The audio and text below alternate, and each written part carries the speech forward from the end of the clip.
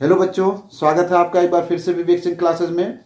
Class 12 के प्यारे बच्चों, आज के वीडियो में हम लोग ये पढ़ेंगे कि किसी आवेशित गोले के कारण कितना अलग अलग पॉइंट पर पोटेंशियल डेवलप होता है, इलेक्ट्रिक पोटेंशियल यानी कि वैद्युत विभव उत्पन्न होता है।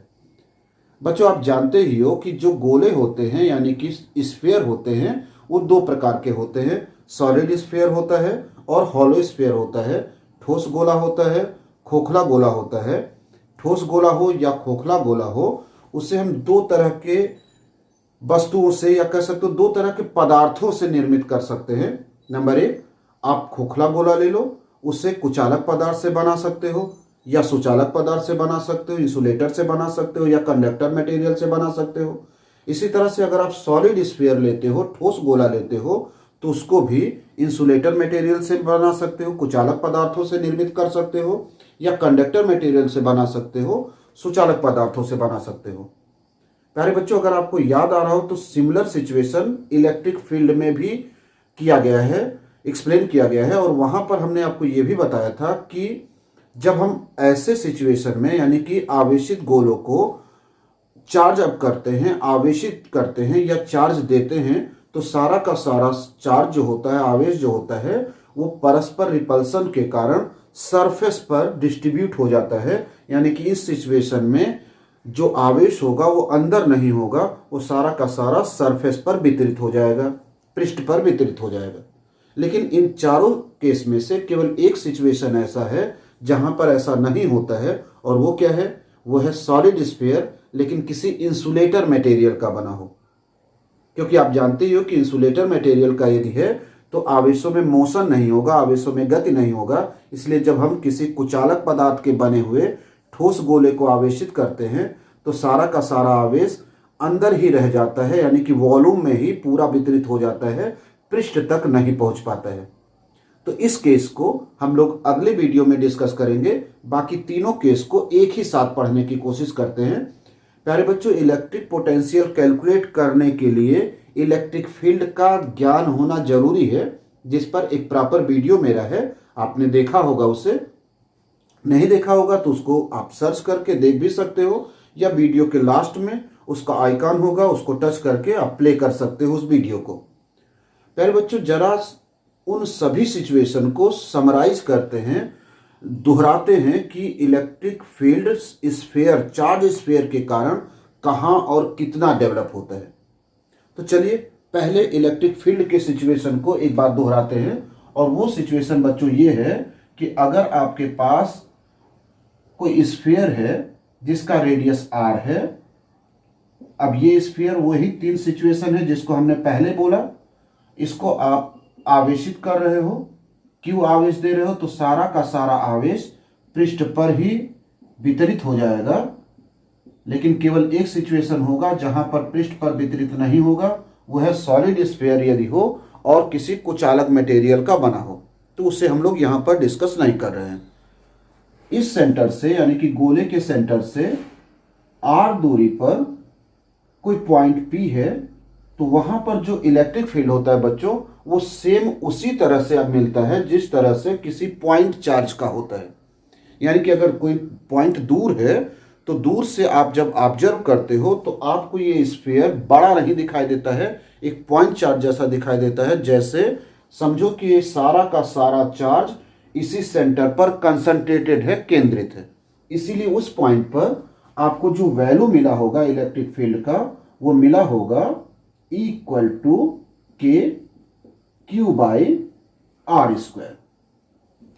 इसी तरह से स्फीयर के सरफेस पर, पृष्ठ पर जो इलेक्ट्रिक फील्ड मिला होगा, तो मान लो पृष्ठ पर कोई पॉइंट हम मार्क कर दे रहे हैं, यहां पर जो इलेक्ट्रिक फील्ड मिलता है वो उसका फार्मूला होता है K Q by capital R square. और ये जो इलेक्ट्रिक फील्ड है ये मैक्सिमम होता है, सबसे ज्यादा होता है। अंदर की तरफ बात करो, स्फीयर के अंदर चले आओगे तो इलेक्ट्रिक फील्ड की वैल्यू 0 होती है। यहां पर किसी भी प्रकार का कोई वैद्युतीय क्षेत्र डेवलप नहीं होता है, क्योंकि गॉस थ्योरम में हम लोगों ने इसे प्रूव किया था।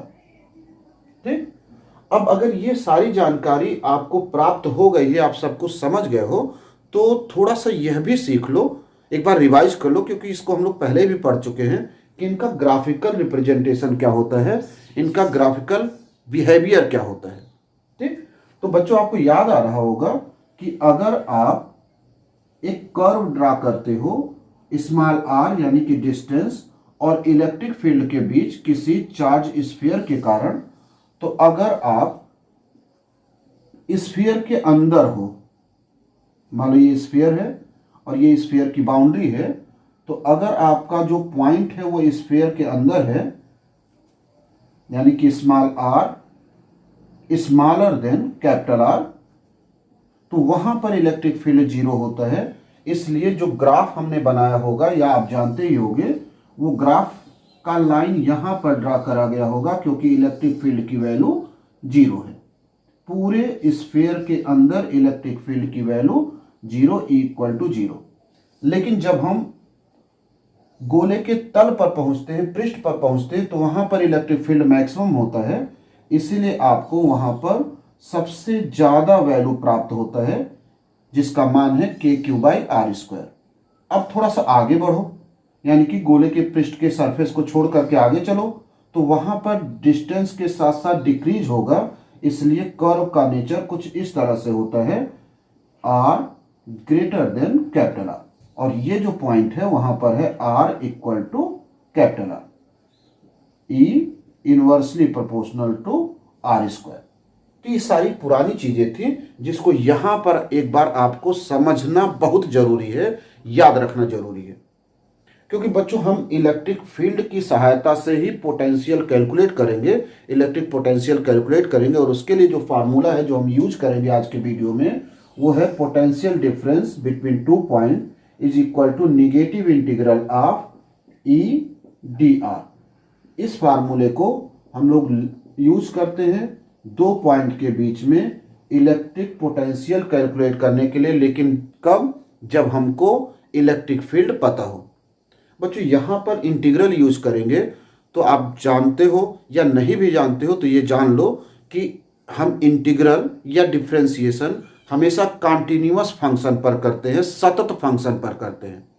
यानी कि ऐसे फंक्शन जिसके ग्राफ को खींचते समय हमको पेन उठाने की आवश्यकता ना पड़े, उसका नेचर एक जैसा हो। तो अगर आप ग्राफ को ध्यान से देखो तो स्फीयर के बाहर अगर आप ड्रा करो तो पेन को कंटिन्यूअस चला करके ड्रा कर सकते हो। इसके इधर कंटिन्यूटी है, सतता है।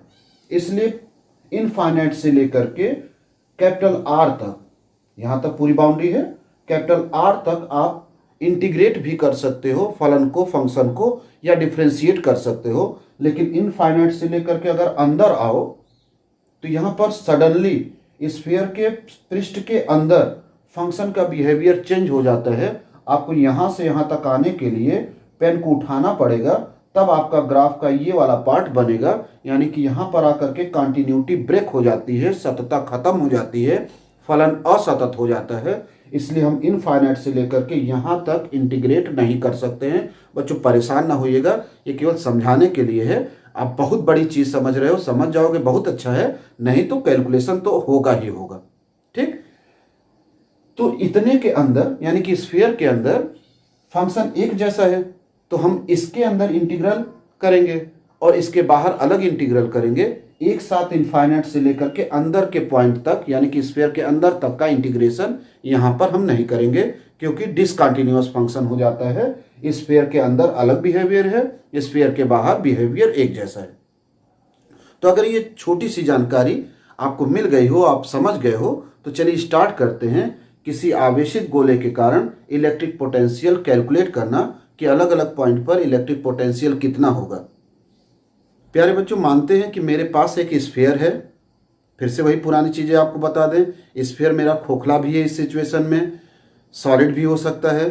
खोखला यदि है तो किसी कुचालक पदार्थ का भी बना हो सकता है, किसी सुचालक पदार्थ का भी बना हो सकता है। लेकिन सॉलिड यदि है तो केवल और केवल आज के इस वीडियो में या इस हेडिंग में वो कंडक्टर मटेरियल का होगा, सुचालक पदार्थ का होगा। ठीक, तो ये तीनों सिचुएशन का सिमिलर कंडीशन है, इसलिए एक ही फिगर और एक ही फार्मूले में हम लोग इसे समझने की कोशिश करेंगे। मेथड भी एक ही होगा। मान लेते बच्चों मेरे पास कैपिटल R रेडियस का एक स्फीयर है जिसको आवेशित किया गया, क्यू चार्ज दिया गया, तो इन तीनों सिचुएशन में सारा का सारा चार्ज जो होगा वो सरफेस पर डिस्ट्रीब्यूट हो जाएगा, सरफेस पर वितरित हो जाएगा। मान लेते हैं क्यू चार्ज हम लोगों ने दिया। पॉइंट जो है वो फर्स्ट केस है जब स्फीयर के बाहर हो और स्मॉल आर डिस्टेंस पर हो। ठीक, तो पहला केस है बच्चों जब बिंदु गोले के, आवेशित गोले के बाहर स्थित हो।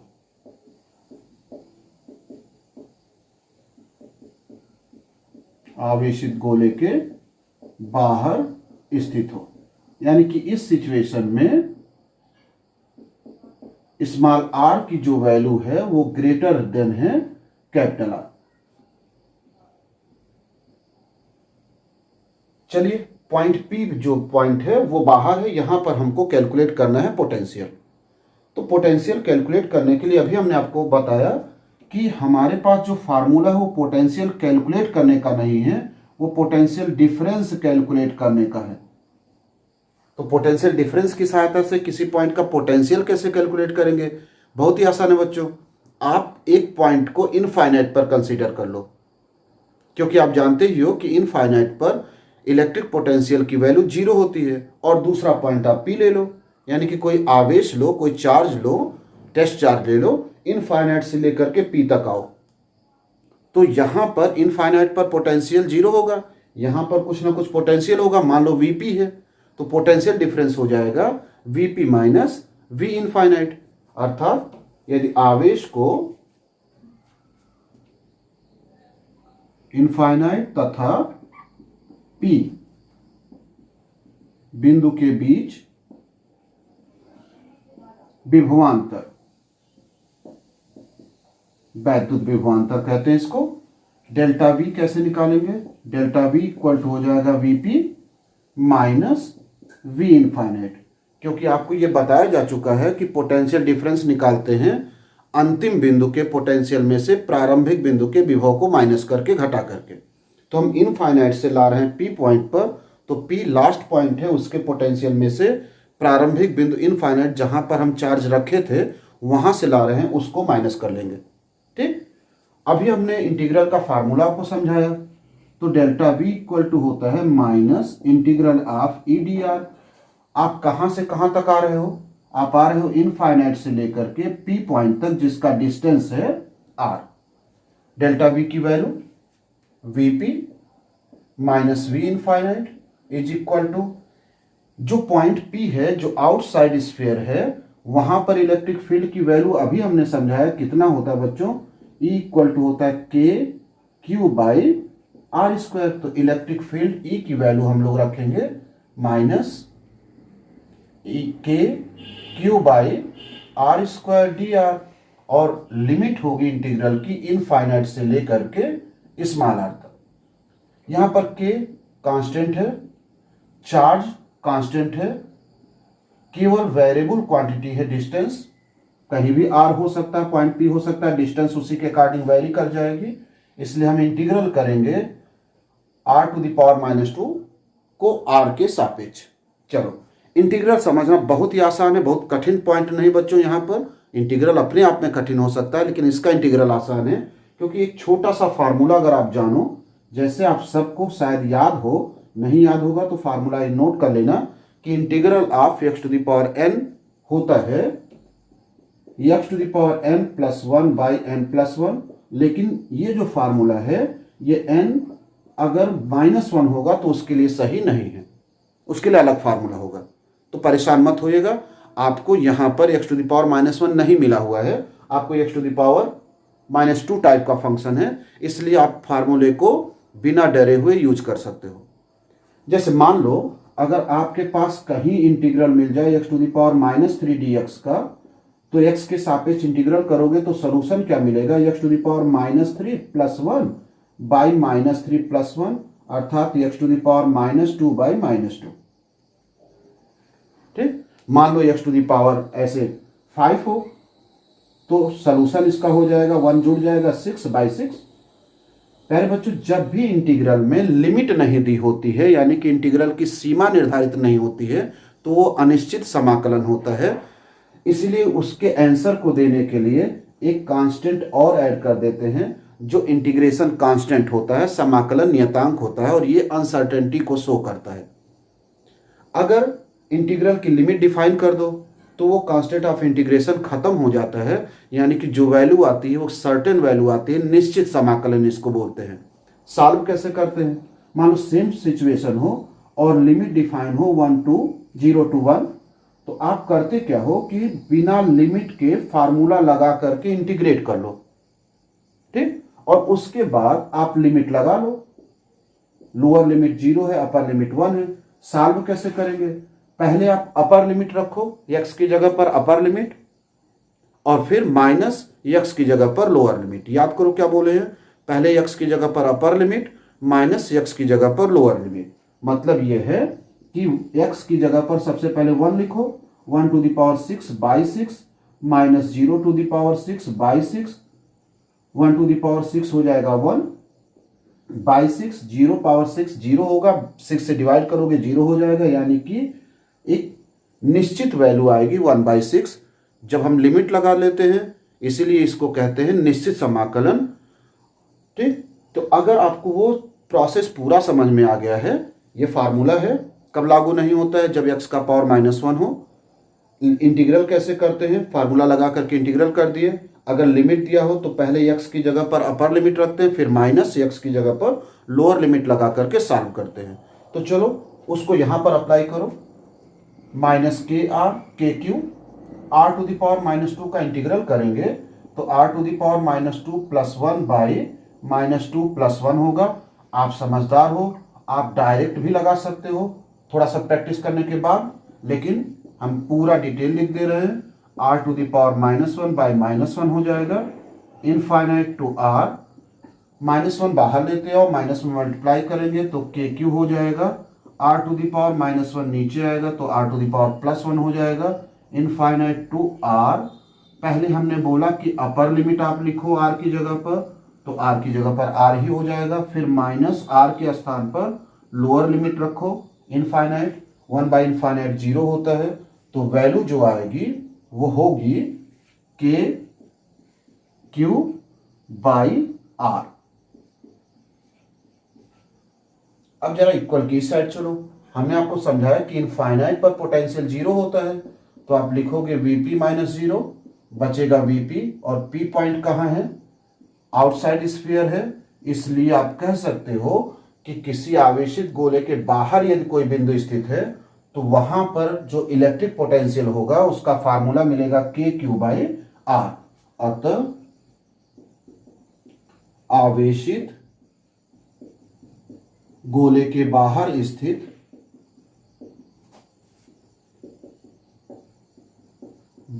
स्थित किसी बिंदु पर वैद्युत विभव V = KQ/R फार्मूले से रिप्रेजेंट किया जाता है, जहां पर K जो है वो एक कांस्टेंट की जगह पर यूज करते हैं, जो है 1/4πε0 Q/R। आप यह भी देख सकते हो इस फार्मूले से कि आउटसाइड स्फीयर के जो पोटेंशियल वो डिस्टेंस के व्युत क्रमानुपाती है, डिस्टेंस के रेसिप्रोकल है, जबकि इलेक्ट्रिक फील्ड था वो डिस्टेंस के स्क्वायर के व्युत क्रमानुपाती था।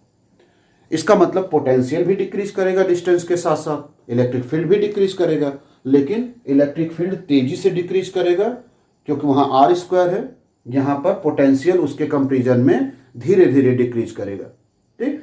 अगर आपको पोटेंशियल का फार्मूला याद हो बच्चों, तो आप ये देखो, सेम फार्मूला आपने पाया था कि अगर चार्ज कोई बिंदु हो, यानी कि बिंदु आवेशित चार्ज के लिए जो पोटेंशियल का फार्मूला मिला था, सिमिलर फार्मूला मिला है।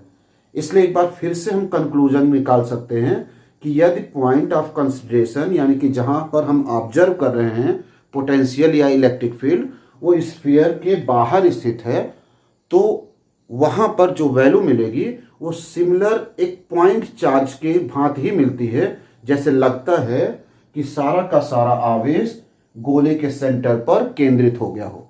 तो हम इस फिगर में पी पॉइंट पर पोटेंशियल को नीचे की तरफ मेंशन कर दे रहे हैं, V इक्वल टू के क्यू बाई आर मिला है। ठीक, एक बार फिर से देख लेना। फार्मूला है डेल्टा वी, इनफाइनाइट से ला रहे हो पॉइंट पी पर, तो अंतिम बिंदु के पोटेंशियल में से इनफाइनाइट के पोटेंशियल को माइनस करोगे, अनंत बिंदु का पोटेंशियल 0 होता है। ठीक है, इंटीग्रल करेंगे, ई की वैल्यू आउटसाइड स्फीयर होता है के क्यू बाई आर, रखेंगे आर टू द पावर -2 का इस फार्मूले से इंटीग्रल करेंगे। ठीक है, और चूंकि ये निश्चित समाकलन है इसलिए सबसे पहले अपर लिमिट रखेंगे, यानी कि लिमिट ऊपर वाला पहले लिखेंगे, फिर माइनस लोअर वाला लिमिट रखेंगे और सॉल्व करेंगे। इनफाइनाइट से भाग देंगे, 0 आएगा, तो जो पोटेंशियल की वैल्यू आएगी वो आएगी के क्यू बाई आर। इसे आप नोट करेंगे। फिर इसके बाद हम लोग अपने पॉइंट को सरफेस के पृष्ठ पर कंसीडर करेंगे। तो आप तुरंत लगा सकते हो कि यदि सेकेंड सिचुएशन है, यदि बिंदु P गोले के पृष्ठ पर स्थित हो,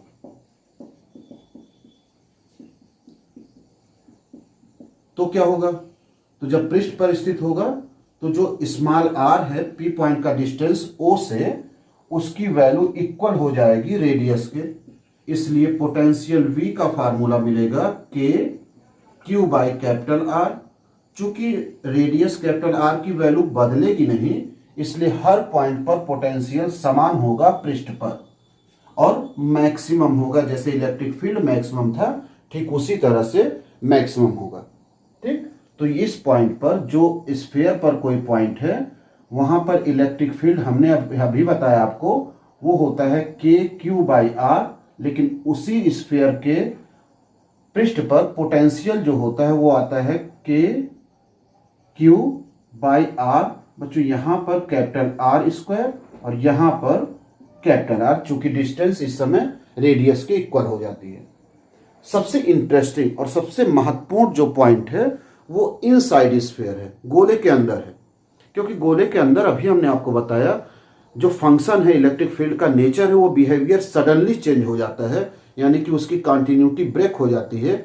इसलिए बच्चों हम इनफाइनाइट से चार्ज को ला करके अंदर तक नहीं पहुंचेंगे, दोनों पॉइंट स्फीयर के अंदर रखेंगे, क्योंकि स्फीयर के अंदर बिहेवियर एक जैसा है, कंटिन्यूटी वहां पर है। तो इसको अगर आप नोट कर लिए होंगे तो हम लोग अब थर्ड सिचुएशन ले रहे हैं जिसमें पॉइंट गोले के अंदर स्थित है, यहां पर अंदर स्थित है। ये हो गया थर्ड सिचुएशन, अर्थात जो डिस्टेंस स्मॉल r है उसकी वैल्यू रेडियस से कम है। तो मान लेते हैं सेम फिगर है और आपका पॉइंट P यहां पर चला आया, जो पॉइंट P यहां था फिर आ गया स्फीयर के पृष्ठ पर, वही पॉइंट P अंदर आ गया। तो अब हम कैसे कैलकुलेट करें P पॉइंट का पोटेंशियल, क्योंकि P पॉइंट अगर इनफाइनाइट से लेकर के आते हैं इसी फार्मूले का हमको यूज करना है, तो इनफाइनाइट का 0 होता, बड़ा इजीली कैलकुलेट कर लेते हैं। लेकिन चूंकि हम इनफाइनाइट से ला नहीं सकते, फंक्शन का बिहेवियर इसके अंदर कुछ और है, बाहर की तरफ कुछ और है, इसलिए हम करते क्या हैं कि एक पॉइंट ले लेते हैं जो स्फीयर के पृष्ठ के यानी कि सरफेस के बहुत पास है, कह सकते हो एकदम पास है एक पॉइंट। मान लेते हैं पॉइंट ए है, जो पॉइंट ए है, हम एक पॉइंट इनफाइनाइट ले रहे थे ना, अब उस पॉइंट इनफाइनाइट वाले पॉइंट को हम सरफेस के पृष्ठ के एकदम, स्फीयर के पृष्ठ के एकदम पास रख रहे हैं, यानी कि इसका डिस्टेंस जो होगा, इस पॉइंट का डिस्टेंस स्मॉल आर वो कैपिटल आर के इक्वल ही रहेगा। ये बात हम लोग ध्यान से देख लें। ठीक, पॉइंट ए पृष्ठ के एकदम से पास है, इसलिए सेंटर ओ से इस पॉइंट का डिस्टेंस लगभग आर के इक्वल होगा। ठीक, और ये जो पॉइंट था उसका डिस्टेंस हमेशा की तरह हम लोग मान लिए आर। पी पॉइंट वही है जो बाहर था, डिस्टेंस आर था, पी पॉइंट वही है जो पृष्ठ पर है, डिस्टेंस आर था जो कैपिटल आर के इक्वल हो गया, वही पी पॉइंट अब अंदर है तो डिस्टेंस आर स्मॉल आर अभी भी है। तो अब हम लोगों ने क्या करना है कि जहां जो इनफाइनाइट था वो इनफाइनाइट नहीं रखेंगे, ए तथा पी बिंदु के बीच का विभवांतर, जहां ए पृष्ठ के बहुत पास स्थित बिंदु है। तो विभवांतर कैसे निकालेंगे? लास्ट बिंदु में से प्रारंभिक बिंदु के पोटेंशियल को घटाएंगे। तो पी लास्ट है, प्रारंभिक है ए, पोटेंशियल डिफरेंस हो गया। अब हमको इस फार्मूले की कोई आवश्यकता नहीं, ये आप समझ चुके होंगे, इसलिए इसको इरेज कर रहे हैं। फार्मूला पोटेंशियल डिफरेंस का यही होगा। लेकिन यहां पर जो इंटीग्रल की लिमिट हम लोग लगाएंगे वो कहां से कहां तक लगाएंगे? पॉइंट ए का डिस्टेंस है कैपिटल आर, लगभग कैपिटल आर है, से लेकर के कहां तक? स्मॉल आर तक। ए पॉइंट जो है वो पृष्ठ के बहुत पास है, बहुत पास है, इसीलिए जो डिस्टेंस होगा वो डिस्टेंस रेडियस के इक्वल होगा, इसलिए from capital R to small R. आप बच्चों ये भी जानते हो कि इनसाइड स्फीयर गोले के अंदर इलेक्ट्रिक फील्ड तो जीरो होता है, इसलिए ई की वैल्यू तो आप जीरो रखोगे। तो जब इलेक्ट्रिक फील्ड की वैल्यू जीरो रखोगे तो ये पूरा का पूरा इंटीग्रल हो जाएगा जीरो, क्योंकि इनसाइड स्फीयर जो होता है वो इलेक्ट्रिक फील्ड जीरो होता है। ठीक, delta we VP minus V A point कहां है? ए पॉइंट गोले के पृष्ठ के एकदम से पास है, इसलिए ए पॉइंट का जो पोटेंशियल होगा वो पोटेंशियल कितना होगा? ए पॉइंट का पोटेंशियल लगभग पृष्ठ के पोटेंशियल के इक्वल होगा, यानी कि Vp इक्वल टू Va, और Va के पृष्ठ के पोटेंशियल का इक्वल, क्योंकि ये पॉइंट पृष्ठ के पास ही है, K Q by capital R, ये हो गया Vp। और ये पॉइंट P इस समय अंदर है, अतः कह सकते हैं कि आवेशित गोले के अंदर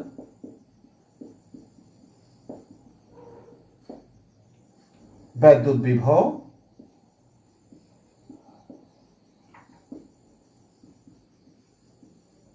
शून्य नहीं होता है।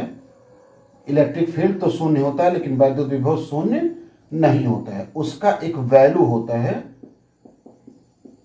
और वो किसके इक्वल होता है? तथा इसका मान V इक्वल टू के क्यू बाई आर होता है। ठीक, अच्छा, ये वैल्यू सेम वही वैल्यू है जो पृष्ठ पर था, यानी कि अगर आवेशित गोला है तो जितना पृष्ठ पर पोटेंशियल होता है उतना ही पृष्ठ के अंदर किसी भी पॉइंट पर होता है।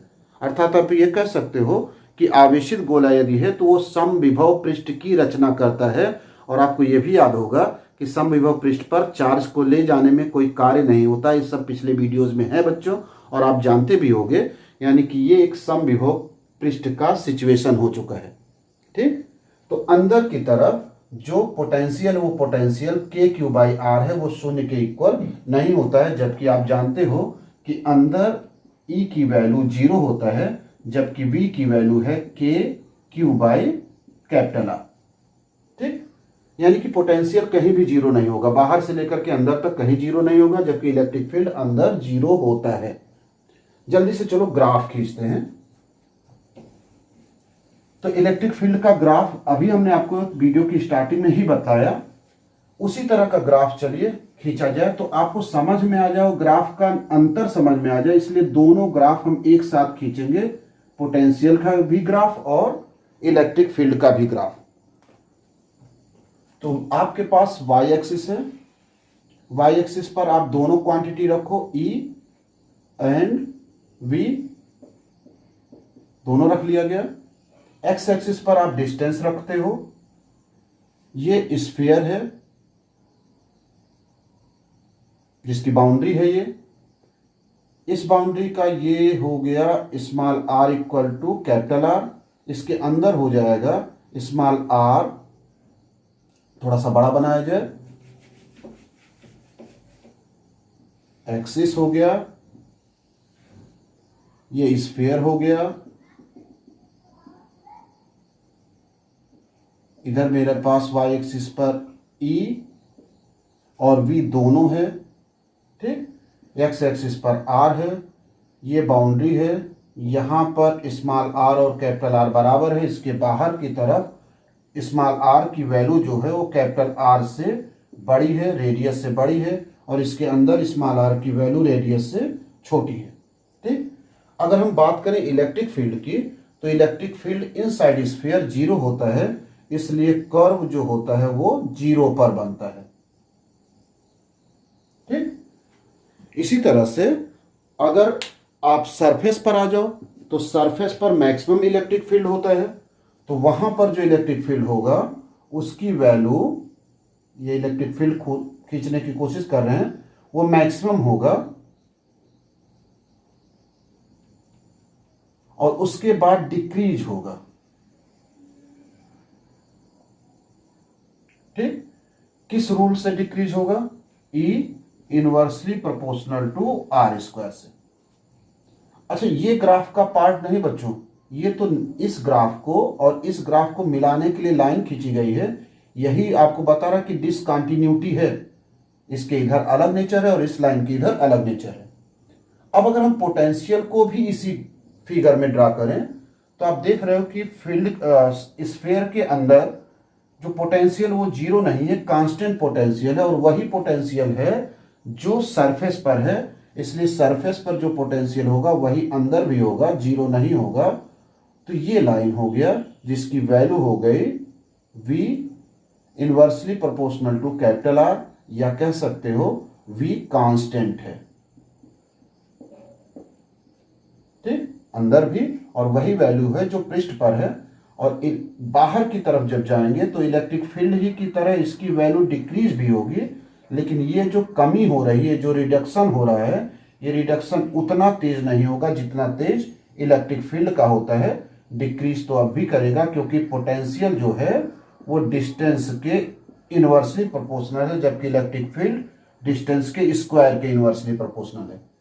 तो बच्चों, आपने इस वीडियो के इस पार्ट में आपने ये देखा कि किस तरह से आवेशित गोले के कारण इलेक्ट्रिक फील्ड की ही तरह इलेक्ट्रिक पोटेंशियल भी वेरी करता है, लेकिन दोनों के वेरिएशन में अंतर होता है, दोनों के वैल्यूज में डिफरेंस होता है। आप इस फिगर को जरूर कहीं बना करके नोट कर रहिएगा, क्योंकि इस फिगर में सारे इंफॉर्मेशन है कि किस जगह पर इलेक्ट्रिक फील्ड कितना होता है, इलेक्ट्रिक पोटेंशियल कितना होता है, कहाँ कांस्टेंट होता है और कहाँ पर वेरिएशन किस प्रकार का होता है। प्यारे बच्चों, इस वीडियो का पहला हिस्सा यहीं पर समाप्त करते हैं। वीडियो के जो सेकेंड पार्ट है, या कह सकते हो लास्ट हिस्सा है, उसमें हम आपको ये समझाएंगे कि इलेक्ट्रॉन वोल्ट क्या होता है। एक्चुअल में ये एनर्जी का एक और मात्रक होता है, एक छोटा मात्रक है।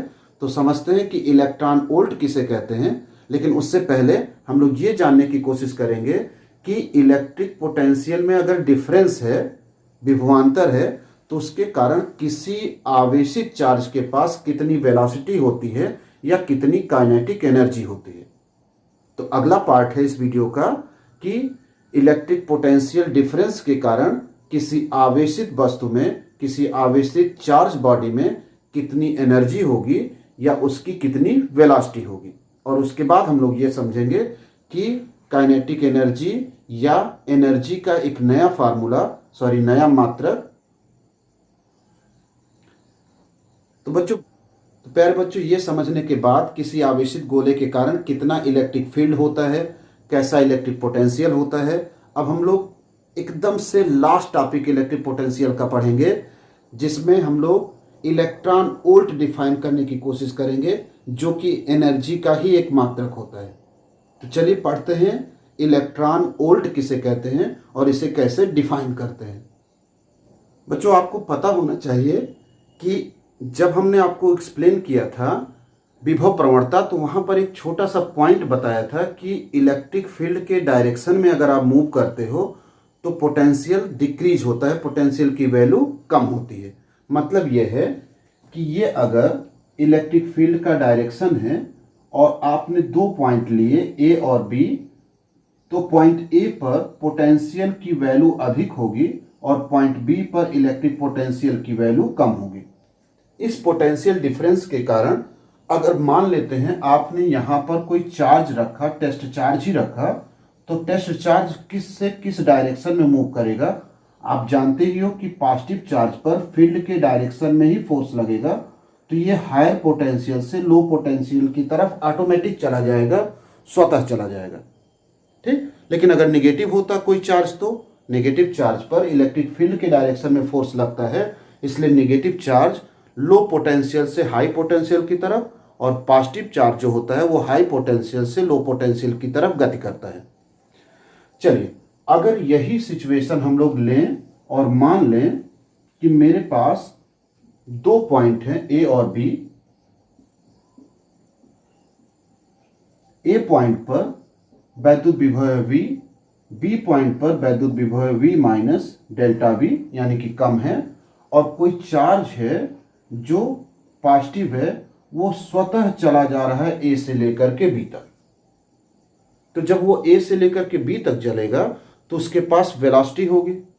आप इसको अगर पकड़ करके रखे रहो तो उसकी वेलोसिटी शून्य होगी, उसके पास कोई काइनेटिक एनर्जी नहीं होगी। लेकिन जब आप उसे फ्रीली छोड़ दोगे तो बाई नेचर, क्योंकि नेचर पॉजिटिव चार्ज का यही होता है कि वो हाई पोटेंशियल से लो पोटेंशियल की तरफ गति करे, तो ये हाई पोटेंशियल से लो पोटेंशियल की तरफ चलेगा। इसकी वेलोसिटी 0 से बढ़ करके बी तक पहुंचते पहुंचते कुछ हो जाएगी, यानी कि इसके पास काइनेटिक एनर्जी मिल जाएगी, ये काइनेटिक एनर्जी गेन कर लेगा। ठीक, तो ए से बी तक जाने में कितना इसके पास काइनेटिक एनर्जी होगा, Q0 आवेश को ए से बी तक जाने में अर्जित गतिज ऊर्जा, कितना ये गतिज ऊर्जा गेन करेगा।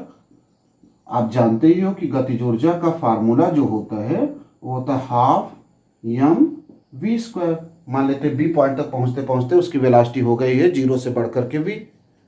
फिर बच्चों आप यह भी जानते हो कि जो एनर्जी होती है वही वर्क होता है, जो वर्क होता है वही एनर्जी होती है। तो जरा उल्टा सोचो कि इस चार्ज बॉडी को, जो प्लस क्यू चार्ज है, टेस्ट चार्ज है, अगर हम बी से ए की तरफ लाते, यानी कि रूल के थोड़ा अगेंस्ट चलते, नियम के थोड़ा विरुद्ध चलते, तो क्या होता। बॉडी का नेचुरल लॉ यह है, चार्ज बॉडी का, प्लस बॉडी का, कि वो हायर पोटेंशियल से लो पोटेंशियल तक चलेगा, और हम चाह रहे हैं लो से हाई की तरफ लाएं। तो हमको बी से ए तक लाने में कुछ काम करना पड़ेगा, कुछ वर्क करना पड़ेगा। वो वर्क कितना होगा वो हम पोटेंशियल डिफरेंस वाले फार्मूले से कैलकुलेट करेंगे। बी से ए तक Q0 आवेश को लाने में किया गया कार्य, वर्क डन, कितना कार्य होगा ये हम कैलकुलेट करेंगे। Delta V equal to W by Q सूत्र से। डेल्टा V पोटेंशियल डिफरेंस दोनों पॉइंट का, डेल्टा V ही है, W, और आप चार्ज ला रहे हो Q0, इसलिए वर्क डन हो जाएगा डेल्टा V इंटू Q0। और आप यह भी जानते हो कि जितना एनर्जी ए से बी तक जाने में वो गेन किया है, प्राप्त किया है, उतना ही कार्य आपको करना पड़ेगा बी से ए तक आने में। ए से बी तक जाने में प्राप्त गतिज ऊर्जा ए बी से ए तक लाने में किए गए कार्य के इक्वल होगा, क्योंकि वर्क एनर्जी होता है और एनर्जी वर्क होता है। तो वर्क एनर्जी थ्योरम से ये ऊर्जा और ये कार्य दोनों आपस में बराबर होगा। अतः कह सकते हैं K equal to W equal to delta V Q0। इसे याद रखेंगे, कैलकुलेशन में इसका बड़ा इंपॉर्टेंट रोल है इस फार्मूले का। अगर k की वैल्यू आप रखो इक्वेशन नंबर 1 से, तो हो जाएगा half mv² equal to delta V into Q0। Delta V equal to हो जाएगा 2v इक्वल टू हो जाएगा 2 delta V Q0 by m और स्क्वायर रूट। इस फार्मूले से हम आवेशित जो कण था या आवेशित जो वस्तु था उसकी वेलोसिटी को कैलकुलेट कर सकते हैं पोटेंशियल डिफरेंस के कारण। ठीक, ये जो पॉइंट है इसकी पॉइंट की हम हेडिंग दे सकते हैं कि विभवांतर के कारण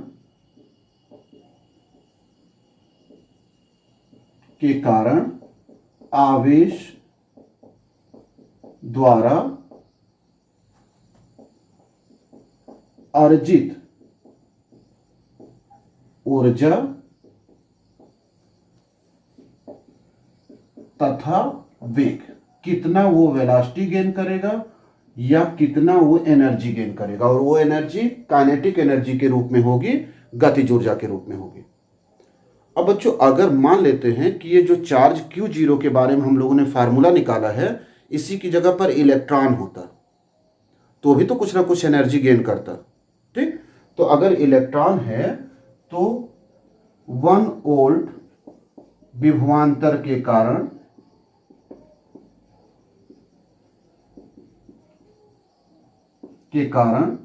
एक इलेक्ट्रॉन द्वारा अर्जित, विभवांतर के कारण गतिज ऊर्जा गेन होती है, अर्जित गतिज ऊर्जा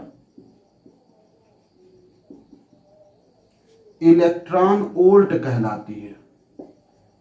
तो जैसा हमने आपसे कहा कि हम लोग इलेक्ट्रॉन वोल्ट को भी डिफाइन करेंगे, इलेक्ट्रॉन वोल्ट कहलाती है, जिसको आप ईवी से स्टार्ट में लिखते हो।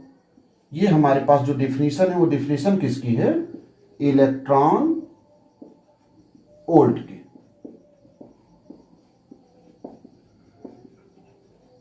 इलेक्ट्रॉन वोल्ट, ईवी, एनर्जी का एक छोटा सा यूनिट है। अच्छा, जरा परिभाषा को फिर से देखो। यह परिभाषा इसी के आधार पर दिया गया है कि जब विभवांतर के कारण कोई आवेश चलेगा तो उसके पास गतिज ऊर्जा का लाभ होगा, गतिज ऊर्जा वो अर्जित करेगा, गेन करेगा। तो जितना इलेक्ट्रॉन 1 वोल्ट पोटेंशियल डिफरेंस के कारण एनर्जी गेन करता है, गतिज ऊर्जा गेन करता है, वह कहलाता है इलेक्ट्रॉन वोल्ट। अच्छा बच्चों, आप यह भी जानते हो कि जो एनर्जी का यूनिट होता है वो तो जूल होता है। तो इलेक्ट्रॉन वोल्ट और जूल में कोई ना कोई रिलेशन होगा। उस रिलेशन को चलो हम लोग फाइंड आउट करते हैं कि इलेक्ट्रॉन वोल्ट और जूल में क्या रिलेशन होगा। ठीक, तो चलिए इस फार्मूले को यूज करते हैं, क्योंकि यही फार्मूला हमको गतिज ऊर्जा देगा पोटेंशियल डिफरेंस के कारण। K इक्वल टू है पोटेंशियल डिफरेंस के कारण गतिज ऊर्जा delta V into Q0। Potential difference की वैल्यू कितनी है? Since delta V equal to 1 volt और Q जो है वो इलेक्ट्रॉन है, और आप जानते हो कि इलेक्ट्रॉन पर जो चार्ज होता है 1.6 into 10 to the power minus 19 coulomb. तो गतिज ऊर्जा हो जाएगा 1 into 1.6 into 10 to the power minus 19 coulomb, अर्थात कूलम न लिखा जाए, कैलकुलेशन किया जाए तो टोटल गतिज ऊर्जा आ जाएगा 1.6 into 10 to the power minus 19 joule. और डिफिनीशन में देखो क्या कहा है, इलेक्ट्रॉन के द्वारा जितनी ऊर्जा गेन करी जाएगी, जितनी ऊर्जा वो अर्जित करेगा, गेन करेगा, उसी को इलेक्ट्रॉन वोल्ट कहेंगे। तो 1 वोल्ट के पोटेंशियल डिफरेंस के कारण इलेक्ट्रॉन के पास कितनी एनर्जी गेन हुई है, गतिज ऊर्जा मिला है, वो है 1.6 into 10 to the power minus 19 joule. तो यही जो ऊर्जा है, इसी ऊर्जा को हम बाय डेफिनेशन कहेंगे 1 इलेक्ट्रॉन वोल्ट। तो आपके पास रिलेशन मिल गया कि 1 electron volt is equal to 1.6 10 to the power minus 19 joule. इसको भी आप याद रखोगे, ये बहुत इंपॉर्टेंट रिलेशन है जूल और इलेक्ट्रॉन वोल्ट में, क्योंकि हम लोग खासकर चार्ज पार्टिकल की एनर्जी को ज़्यादातर इलेक्ट्रॉन वोल्ट में ही एक्सप्रेस करते हैं। तो जूल को इलेक्ट्रॉन वोल्ट में बदलना या इलेक्ट्रॉन वोल्ट को जूल में बदलना, ये आपको आना चाहिए। प्यारे बच्चों, आज के इस वीडियो में हम लोगों ने 2 महत्वपूर्ण टॉपिक टच किए। एक था इलेक्ट्रिक पोटेंशियल कैलकुलेट करना किसी आवेशित गोले के कारण, और दूसरा है इलेक्ट्रॉन वोल्ट का डिफिनीशन और जूल तथा इलेक्ट्रॉन वोल्ट में रिलेशन।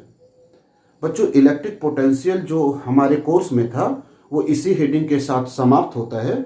अगले पार्ट में हम लोग इसका एक पार्ट छूटा हुआ था कि अगर सॉलिड स्फीयर किसी कुचालक पदार्थ का बना हुआ है तो कितना पोटेंशियल होगा, उसे एक्स्ट्रा के तौर पर आप पढ़िएगा। वो फिलहाल यूपी बोर्ड के लिए उतना महत्वपूर्ण नहीं है, हाँ सीबीएसई बोर्ड में वो है, तो उसको आप देख लेना। ठीक, और साथ ही साथ हम आपको कोशिश करेंगे कि एक वीडियो दें जिसमें एनसीईआरटी के वो सारे क्वेश्चन का सलूशन हो जो इस कॉन्सेप्ट पर आधारित हो, यानी कि इलेक्ट्रिक पोटेंशियल कॉन्सेप्ट पर आधारित हो।